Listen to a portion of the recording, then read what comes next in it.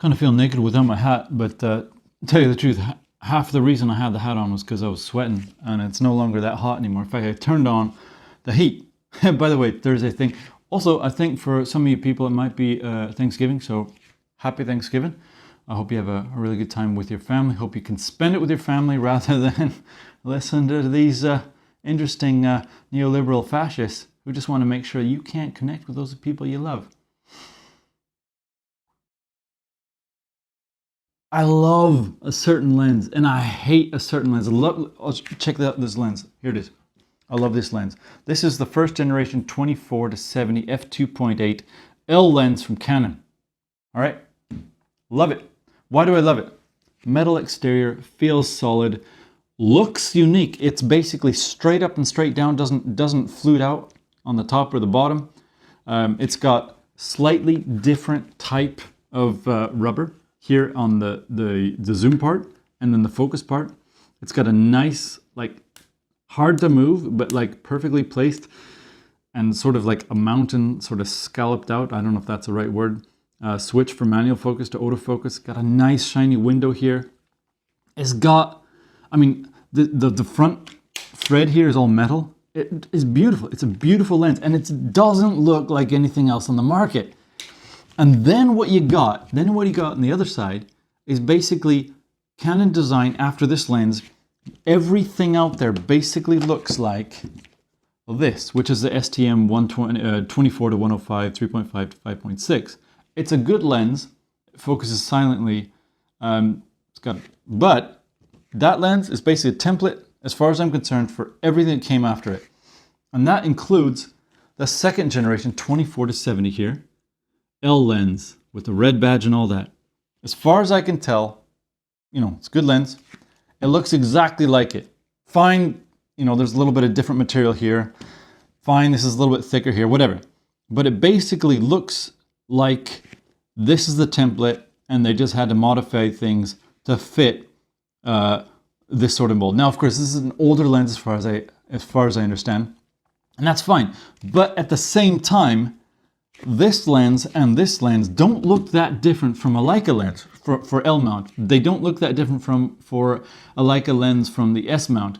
They don't look that different from a Nikon lens from the F mount. They don't look that different from a lens from the L mount for Panasonic, and maybe even for Sigma. They don't look that different from a Sony lens. They don't look different from basically any modern lens, and it's frustrating. This is such a beautiful lens. It's got Canon only written all over it. And you know what? It doesn't suffer, despite the fact that it's kind of unique looking, it doesn't suffer any of the sort of like haptic and ergonomic defects that sort of plague the Fujifilm one, where the ring on the 16-55 for zoom is actually fatter than the focus ring. It should never be like that. And it feels weird in the hand because of that. This lens, no, it's perfect. But, and here's the thing, you put it on a 5D Mark, there's not a lens on this, it's gonna get dust in there. You put it on a lens, I better make sure that what I'm saying corresponds with what I'm doing here. Do what you say, you know?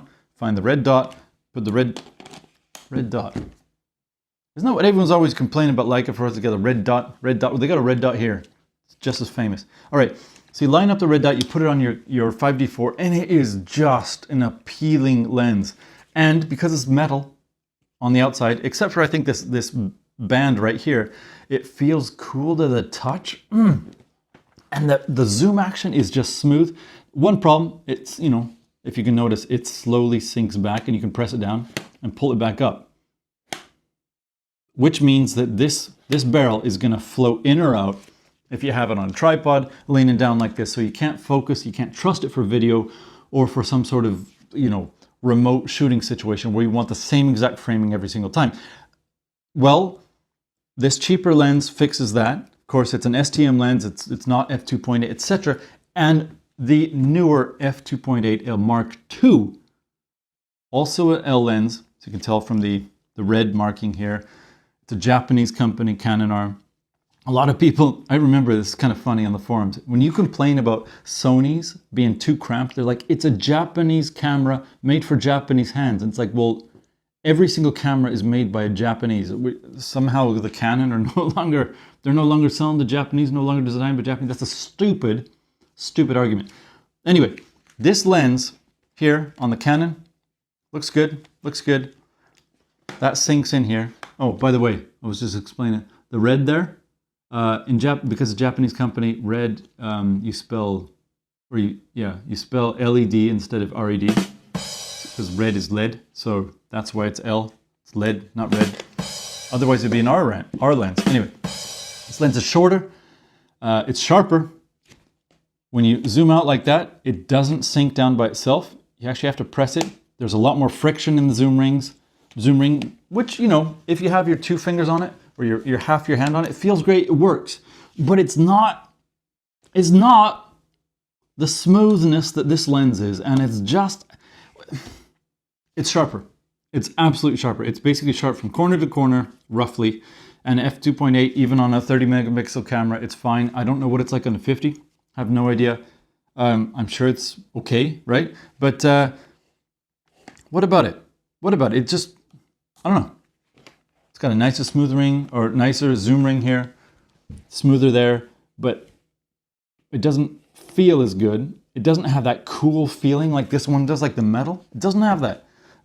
The logo has got like one of those fake, like, you know, early 2000s, late 90s, where it's got kind of, I don't know if you can see it, glinting, because it's basically scored across the metal portion of the logo.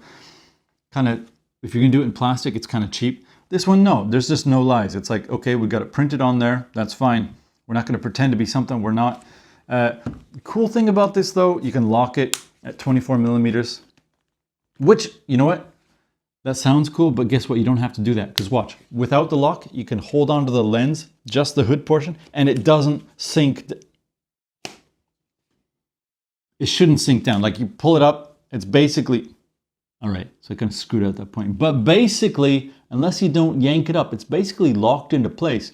So why do you need that? I don't know, but I guess it's kind of nice to have. Again, this lens has it as well at 24, so maybe, I know this came first and that came after, and they're different technology, but it's kind of like a template. The other thing that's just kind of frustrating is that this lens focuses as fast as this one, no problem. Exactly the same, I can't tell any sort of difference. And the hood, which I didn't bring to explain this, should have done that. The hood on this one, it actually connects not to the filter thread portion of the lens here, but down here on the body. Now, it's an old lens, you all know this, but people have talked about it, and it's a real thing. Because this lens extends out at 24 millimeters rather than 70, the big hood basically comes up to about here. And then what you have is the wide angle incident light coming in, being blocked by the hood. And then when you retract it, the hood then works for the narrower 70 millimeter angle of focus. Brilliant. This one, the lens hood is attached to the filter thread portion, or the portion outside of it. And what's the problem there? Well, you get this dinky little lens hood that covers fine for 24 millimeters, because there it is, 24 millimeters. It's not zoomed out like this. At 24 millimeters, it's fine. But when you start to get narrower angles, now there's more light that's going to hit what the hood can no longer block. So either the lens has to be much, much higher quality coated, that may be one of the reasons why it's more expensive, or you're just going to get more flare. And maybe it's both. But I don't know. There's basically one thing about this lens I like better, and that is two things. Three things. It doesn't creep. The zoom portion doesn't creep. 2, because it has slightly updated autofocus motors, if you're doing video, the transitions from focus step are a little bit quieter. They're also a little bit faster and more responsive.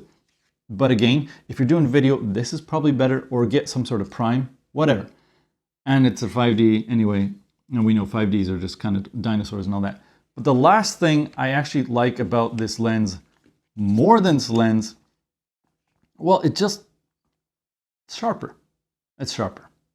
And I think that's really a big thing. When you put this lens on the 5D4, you get a lens that focuses brilliantly fast, but it never gets it perfectly in focus. And what I noticed jumping from a 5D2 to a 5D4 is that basically any photograph taken with this lens wide open, even sometimes the F4, is just a little bit blurry. Nothing nothing just snaps into focus. Whereas this lens, it's like the Fujifilm 16-55, which is just, you know, brilliantly sharp as far as I can tell from corner to corner at all apertures.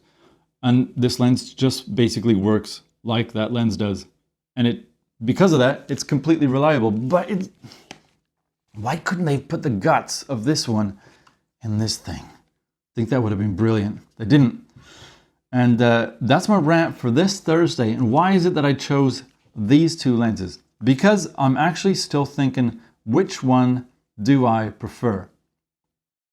Overall, which one am I going to keep? I actually have two of these. One which was sold by a reputable dealer in Japan who wouldn't take it back. They basically said that it was in perfect shape, and what happened, yes, I bought it online, idiot.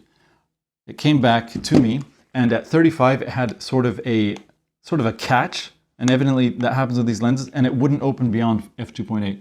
They said that they had checked the focus at all focal lengths, but there's no way you can check the focus at all focal lengths without noticing the catch, and they didn't bother to mention that. And then I complained, and they're like, how dare you complain? And they gave me a bad rating on Yahoo Auction, which then screwed up a whole bunch of things. Anyway, this lens, if it were sharper, this would be my favorite 24-70 by all measures of all time, no matter what, especially just how cool looking it is. It's just different. There's a bit of an ugly stick. You can definitely, it's kind of a monstrous lens, it's heavier, whatever, but it's just different. And it's nice to see things that look a little bit different, especially in 2020, even though this lens is from 20 years ago, whatever. Anyway, see you guys later. Got a video for you tomorrow, I think. Thursday thing next time. See you then. No live stream tonight. Cheers.